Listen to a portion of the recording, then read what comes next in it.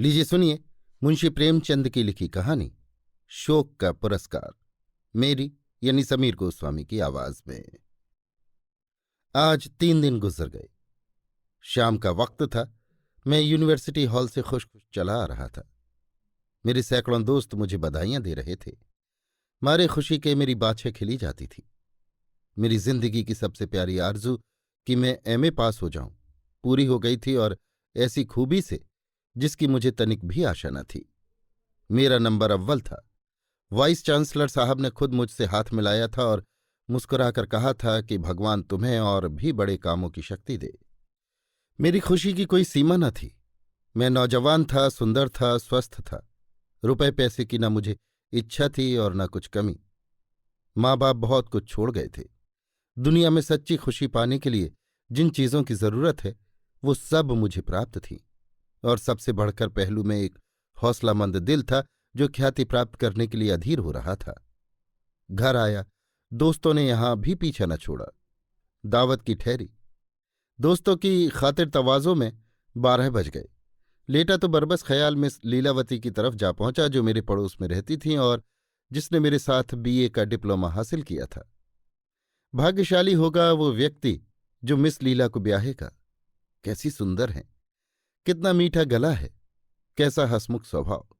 मैं कभी कभी उसके यहाँ प्रोफेसर साहब से दर्शन शास्त्र में सहायता लेने के लिए जाया करता था। वो दिन शुभ होता था जब प्रोफेसर साहब घर पर न मिलते थे। मिस लीला मेरे साथ बड़े तपाक से पेश आती और मुझे ऐसा मालूम होता था कि मैं ईसा मसीह की शरण में आ जाऊं तो उसे मुझे अपना पति बना लेने में आपत्ति न होगी। वो शैली, बायरन और कीट्स की प्रेमी थी और मेरी रुचि भी बिल्कुल उसी के समान थी। हम जब अकेले होते तो अक्सर प्रेम और प्रेम के दर्शन पर बातें करने लगते, और उसके मुंह से भावों में डूबी हुई बातें सुन सुनकर मेरे दिल में गुदगुदी पैदा होने लगती थी। मगर अफसोस, मैं अपना मालिक न था।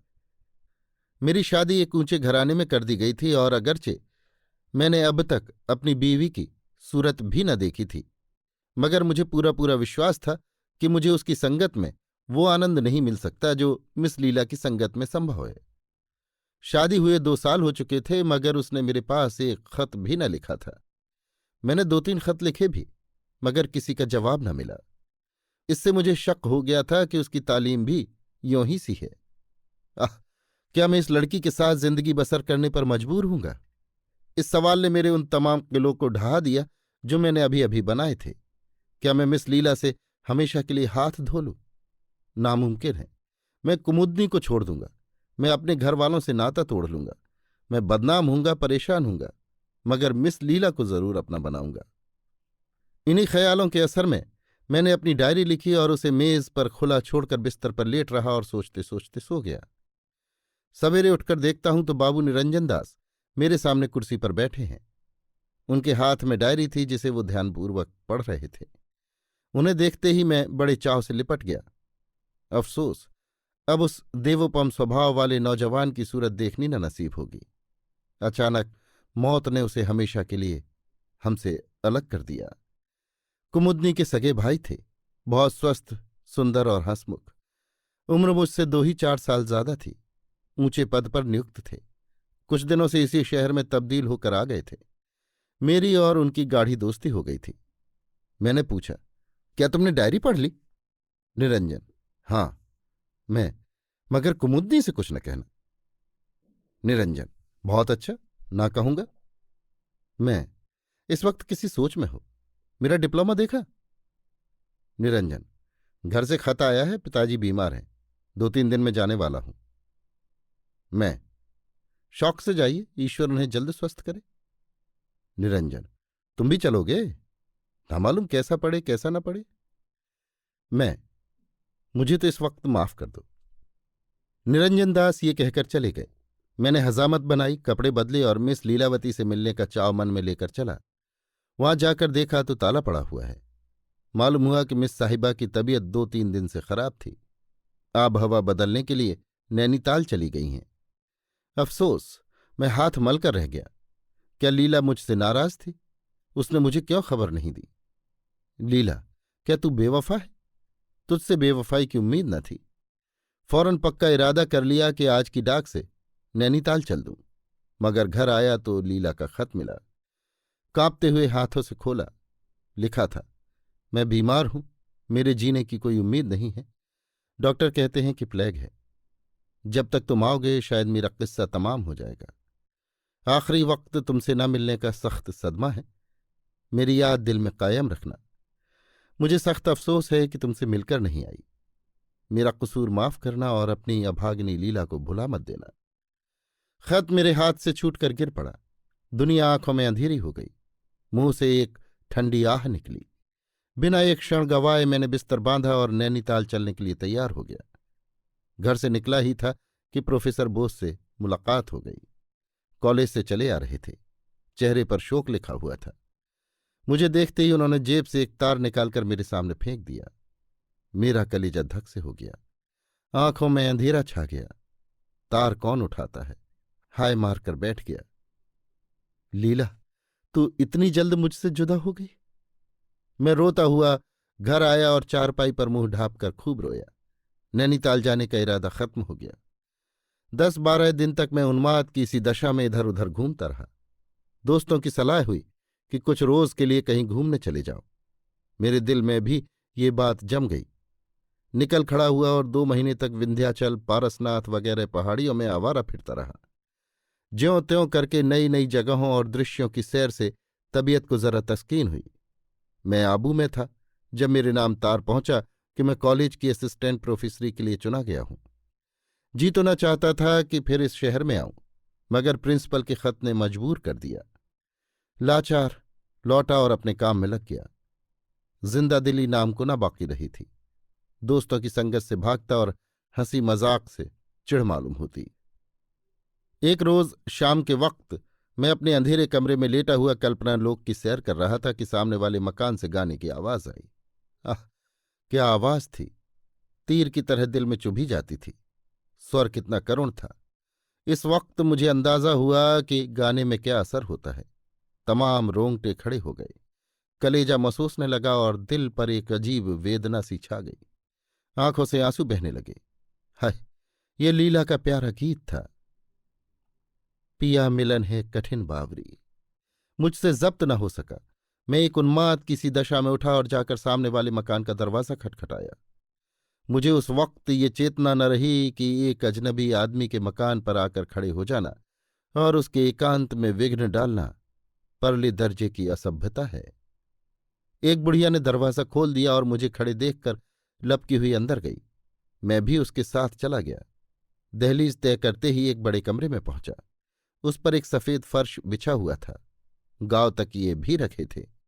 दीवारों पर खूबसूरत तस्वीरें लटक रही थीं और एक 16-17 साल का सुंदर नौजवान, जिसकी अभी मसें भीग रही थी, मसनद के करीब बैठा हुआ हारमोनियम पर गा रहा था।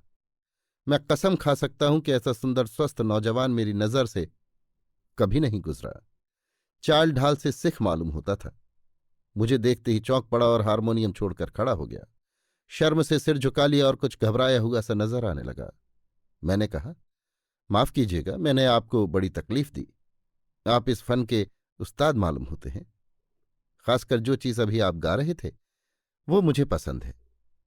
नौजवान ने अपनी बड़ी बड़ी आंखों से मेरी तरफ देखा और सर नीचा कर लिया और होठों ही में कुछ अपने नौसिखिएपन की बात कही। मैंने फिर पूछा, आप यहां कब से हैं? नौजवान, 3 महीने के करीब होता है। मैं, आपका शुभ नाम? नौजवान, मुझे मेहर सिंह कहते हैं। मैं बैठ गया और बहुत गुस्ताखाना बेतकल्लुफी से मेहर सिंह का हाथ पकड़कर बिठा दिया और फिर माफी मांगी। उस वक्त की बातचीत से मालूम हुआ कि वो पंजाब का रहने वाला है और यहां पढ़ने के लिए आया हुआ है। शायद डॉक्टरों ने सलाह दी थी कि पंजाब की आबहवा उसके लिए ठीक नहीं है। मैं दिल में तो झेंपा कि एक स्कूल के लड़के के साथ बैठकर ऐसी बेतकल्लुफी की बातें कर रहा हूं, मगर संगीत के प्रेम ने इस ख्याल को रहने न दिया। रस्मी परिचय के बाद मैंने फिर प्रार्थना की कि वही चीज छेड़िए। मेहर सिंह ने आंखें नीची करके जवाब दिया कि मैं अभी बिल्कुल नौसिखिया हूं। मैं, ये तो आप अपनी जबान से कहिए। मेहर सिंह झेंप कर, आप कुछ फरमाएं, हारमोनियम हाजिर है। मैं, इस फन में बिल्कुल कोरा हूं, वरना आपकी फरमाइश जरूर पूरी करता। इसके बाद मैंने बहुत आग्रह किया, मगर मेहर सिंह झेपता ही रहा। मुझे स्वभावतः शिष्टाचार से घृणा है। हालांकि इस वक्त मुझे रूखा होने का कोई हक न था, मगर जब मैंने देखा कि ये किसी तरह न मानेगा तो जरा रुखाई से बोला, खैर जाने दीजिए, मुझे अफसोस है कि मैंने आपका बहुत वक्त बर्बाद किया, माफ कीजिए। ये कहकर उठ खड़ा हुआ। मेरी रोनी सूरत देखकर शायद मेहर सिंह को उस वक्त तरस आ गया। उसने झेपते हुए मेरा हाथ पकड़ लिया और बोला, आप तो नाराज हुए जाते हैं। मुझे आपसे नाराज होने का हक हासिल नहीं। मेहर सिंह, अच्छा बैठ जाइए, मैं आपकी फरमाइश पूरी करूंगा, मगर मैं अभी बिल्कुल अनाड़ी हूं। मैं बैठ गया और मेहर सिंह ने हारमोनियम पर वही गीत अलापना शुरू किया, पिया मिलन है कठिन बावरी। कैसी सुरीली तान थी, कैसी मीठी आवाज, कैसा बेचैन करने वाला भाव। उसके गले में वो रस था जिसका बयान नहीं हो सकता। मैंने देखा कि गाते गाते खुद उसकी आंखों में आंसू भर आए। मुझ पर इस वक्त एक मोहक सपने की सी दशा छाई हुई थी। एक बहुत मीठा, नाजुक, दर्दनाक असर दिल पर हो रहा था जिसे बयान नहीं किया जा सकता। एक हरे भरे मैदान का नक्शा आंखों के सामने खिंच गया और लीला, प्यारी लीला उस मैदान पर बैठी हुई मेरी तरफ हसरतनाक आंखों से ताक रही थी। मैंने एक लंबी आह भरी और बिना कुछ कहे उठ खड़ा हुआ। इस वक्त मेहर सिंह ने मेरी तरफ ताका। उसकी आंखों में मोती के कतरे डबडबाए हुए थे और बोला, कभी कभी तशरीफ लाया कीजिएगा। मैंने सिर्फ इतना जवाब दिया, मैं आपका बहुत कृतज्ञ हूं। धीरे धीरे मेरी ये हालत हो गई कि जब तक मेहर सिंह के यहां जाकर दो चार गाने न सुन लूं, जी को चैन न आता। शाम हुई और मैं जा पहुंचा। कुछ देर तक गानों की बहार लूटता और तब उसे पढ़ाता। ऐसे ज़हीन और समझदार लड़के को पढ़ाने में मुझे खास मजा आता था। मालूम होता था कि मेरी एक एक बात उसके दिल पर नक्श हो रही है। जब तक मैं पढ़ाता वो पूरे जी जान से कान लगाए बैठा रहता। जब उसे देखता पढ़ने लिखने में डूबा हुआ पाता। साल भर में अपने भगवान के दिए हुए ज़ेहन की बदौलत उसने अंग्रेजी में अच्छी योग्यता प्राप्त कर ली। मामूली चिट्ठियां लिखने लगा और दूसरा साल गुजरते गुजरते वो अपने स्कूल के कुल छात्रों से बाजी ले गया। जितने मुदर्रिस थे सब उसकी अक्ल पर हैरत करते और सीधा नेक चलन ऐसा कि कभी झूठ मूठ भी किसी ने उसकी शिकायत नहीं की। वो अपने सारे स्कूल की उम्मीद और रौनक था, लेकिन बावजूद सिख होने के उसे खेल कूद में रुचि न थी। मैंने उसे कभी क्रिकेट में नहीं देखा। शाम होते ही सीधे घर चला आता और लिखने पढ़ने में लग जाता। मैं धीरे धीरे उससे इतना हिल मिल गया कि बजाय शिष्य के उसको अपना दोस्त समझने लगा। उम्र के लिहाज से उसकी समझ आश्चर्यजनक थी। देखने में 16-17 साल से ज्यादा न मालूम होता, मगर जब कभी मैं रवानी में आकर दुर्बोध कवि कल्पना और कोमल भावों की उसके सामने व्याख्या करता तो मुझे उसकी भंगिमा से ऐसा मालूम होता कि एक एक बारीकी को समझ रहा है। एक दिन मैंने उससे पूछा, मेहर सिंह तुम्हारी शादी हो गई? मेहर सिंह ने शर्मा कर जवाब दिया, अभी नहीं। तुम्हें कैसी औरत पसंद है?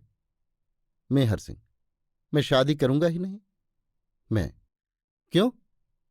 मेहर सिंह, मुझ जैसे जाहिल गंवार के साथ शादी करना कोई औरत पसंद न करेगी। बहुत कम ऐसे नौजवान होंगे जो तुमसे ज्यादा लायक हों या तुमसे ज्यादा समझ रखते हो। मेहर सिंह ने मेरी तरफ अचंभे से देखकर कहा, आप दिल लगी करते हैं। दिल लगी नहीं, मैं सच कहता हूं। मुझे खुद आश्चर्य होता है कि इतने दिनों में तुमने इतनी योग्यता क्यों कर पैदा कर ली। अभी तुम्हें अंग्रेजी शुरू किए 3 बरस से ज्यादा नहीं हुए। मेहर सिंह, क्या मैं किसी पढ़ी लिखी लेडी को खुश रख सकता हूं? जोश से, बेशक। गर्मी का मौसम था, मैं हवा खाने शिमले गया हुआ था। मेहर सिंह भी मेरे साथ था। वहां मैं बीमार पड़ा, चेचक निकल आई, तमाम जिस्म में फफोले पड़ गए, पीठ के बल चारपाई पर पड़ा रहता। उस वक्त मेहर सिंह ने मेरे साथ जो जो एहसान किए वो मुझे हमेशा याद रहेंगे। डॉक्टरों की सख्त मनाही थी कि वो मेरे कमरे में न आवे, मगर मेहर सिंह आठों पहर मेरे ही पास बैठा रहता। मुझे खिलाता पिलाता उठाता बिठाता। रात रात भर चारपाई के करीब बैठकर जागते रहना मेहर सिंह ही का काम था। सगा भाई भी इससे ज्यादा सेवा नहीं कर सकता था। 1 महीना गुजर गया। मेरी हालत रोज बरोज बिगड़ती जाती थी। एक रोज मैंने डॉक्टर को मेहर सिंह से कहते हुए सुना कि इनकी हालत नाजुक है। मुझे यकीन हो गया कि अब न बचूंगा। मगर मेहर सिंह कुछ ऐसी दृढ़ता से मेरी सेवा शुश्रूषा में लगा हुआ था कि जैसे वो मुझे जबरदस्ती मौत के मुंह से बचा लेगा। एक रोज शाम के वक्त मैं कमरे में लेटा हुआ था कि किसी के सिसकी लेने की आवाज आई। वहां मेहर सिंह को छोड़कर और कोई न था। मैंने पूछा, मेहर सिंह, मेहर सिंह, तुम रोते हो? मेहर सिंह ने जब्त करके कहा, नहीं, नहीं रोऊं क्यों? और मेरी तरफ बड़ी दर्द भरी आंखों से देखा। मैं, तुम्हारे सिसकने की आवाज आई? मेहर सिंह, वो कुछ बात न थी, घर की याद आ गई थी। मैं, सच बोलो। मेहर सिंह की आंखें फिर डबडबा आईं। उसने मेज पर से आईना उठाकर मेरे सामने रख दिया। हे नारायण, मैं खुद अपने को पहचान न सका। चेहरा इतना ज्यादा बदल गया था। रंगत बजाय सुर्ख के स्याह हो रही थी और चेचक के बदनुमा दागों ने सूरत बिगाड़ दी थी।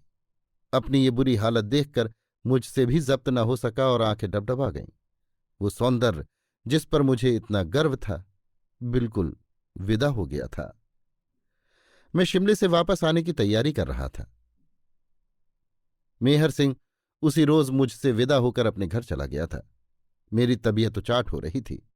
असबाब सब बंध चुका था कि एक गाड़ी मेरे दरवाजे पर आकर रुकी और उसमें से कौन उतरा? मिस लीला। मेरी आंखों को विश्वास न हो रहा था। चकित होकर ताकने लगा। मिस लीलावती ने आगे बढ़कर मुझे सलाम किया और हाथ मिलाने को बढ़ाया। मैंने भी बौखलाहट में हाथ तो बढ़ा दिया, पर अभी तक ये तस्कीन नहीं हुआ कि मैं सपना देख रहा हूं या हकीकत है। लीला के गालों पर वो लाली न थी, न वो चुलबुलापन, बल्कि वो बहुत गंभीर और पीली पीली सी हो रही थी। आखिर मेरी हैरत कम न होते देखकर उसने मुस्कुराने की कोशिश करते हुए कहा, तुम कैसे जेंटलमैन हो कि एक शरीफ लेडी को बैठने के लिए कुर्सी भी नहीं देते? मैंने अंदर से कुर्सी लाकर उसके लिए रख दी, मगर अभी तक यही समझ रहा था कि सपना देख रहा हूं। लीलावती ने कहा, शायद तुम मुझे भूल गए। मैं, भूल तो उम्र भर नहीं सकता, मगर आंखों को एतबार नहीं आता। लीला, तुम तो बिल्कुल पहचाने नहीं जाते। मैं, तुम भी तो वो नहीं रही, मगर आखिर ये भेद क्या है? क्या तुम स्वर्ग से लौट आई? लीला, मैं तो नैनीताल में अपने मामा के यहां थी। मैं, और वो चिट्ठी मुझे किसने लिखी थी और तार किसने दिया था? लीला, मैंने ही। मैं, क्यों? तुमने मुझे ये धोखा क्यों दिया? शायद तुम अंदाजा नहीं कर सकती कि मैंने तुम्हारे शोक में कितनी पीड़ा सही है। मुझे उस वक्त एक अनोखा गुस्सा आया। ये फिर मेरे सामने क्यों आ गई? मर गई थी तो मरी ही रहती। लीला, इसमें एक गुर था, मगर ये बातें तो फिर होती रहेंगी। आओ इस वक्त तुम्हें अपनी एक लेडी फ्रेंड से इंट्रोड्यूस कराऊं। वो तुमसे मिलने की बहुत इच्छुक है। मैंने अचरज से पूछा, मुझसे मिलने की? मगर लीलावती ने इसका कुछ जवाब न दिया और मेरा हाथ पकड़कर गाड़ी के सामने ले गई। उसमें एक युवती हिंदुस्तानी कपड़े पहने बैठी हुई थी। मुझे देखती उठ खड़ी हुई और हाथ बढ़ा दिया। मैंने लीला की तरफ सवाल करती हुई आंखों से देखा। लीला, क्या तुमने नहीं पहचाना? मैं, मुझे अफसोस है कि मैंने आपको पहले कभी नहीं देखा, और अगर देखा भी हो तो घूंघट की आड़ से क्यों कर पहचान सकता हूं। लीला, ये तुम्हारी बीवी कुमुदनी है। मैंने आश्चर्य के स्वर में कहा, कुमुदनी यहां? लीला, कुमुदनी मुंह खोल दो और अपने प्यारे पति का स्वागत करो। कुमुदनी ने कांपते हुए हाथों से जरा सा घूंघट उठाया। लीला ने सारा मुंह खोल दिया और ऐसा मालूम हुआ कि जैसे बादल से चांद निकल आया। मुझे ख्याल आया, मैंने ये चेहरा कहीं देखा है। कहाँ? आह, उसकी नाक पर भी तो वही तिल है, उंगली में वही अंगूठी भी है। लीला, क्या सोचते हो, अब पहचाना? मैं, मेरी अक्ल कुछ काम नहीं करती। हूबहू यही हुलिया मेरे एक प्यारे दोस्त मेहर सिंह का है। लीला मुस्कराकर, तुम तो हमेशा निगाह के तेज बनते थे, इतना भी नहीं पहचान सकते? मैं खुशी से फूल उठा। कुमुदनी मेहर सिंह के भेष में। मैंने उसी वक्त उसे गले से लगा लिया और खूब दिल खोलकर प्यार किया। इन कुछ क्षणों में मुझे जो खुशी हासिल हुई, उसके मुकाबले में जिंदगी भर की खुशियां हेच हैं। हम दोनों आलिंगन पाश में बंधे हुए थे। कुमुदनी, प्यारी कुमुदनी के मुंह से आवाज न निकलती थी। हाँ, आंखों से आंसू जारी थे। मिस लीला बाहर खड़ी कोमल आंखों से ये दृश्य देख रही थी। मैंने उसके हाथों को चूम कर कहा, प्यारी लीला, तुम सच्ची देवी हो। जब तक हम जिएंगे तुम्हारे कृतज्ञ रहेंगे। लीला के चेहरे पर एक हल्की सी मुस्कुराहट दिखाई दी। बोली, अब तो शायद तुम्हें मेरे शोक का काफी पुरस्कार मिल गया। अभी आप सुन रहे थे मुंशी प्रेमचंद की लिखी कहानी शोक का पुरस्कार, मेरी यानी समीर गोस्वामी की आवाज में।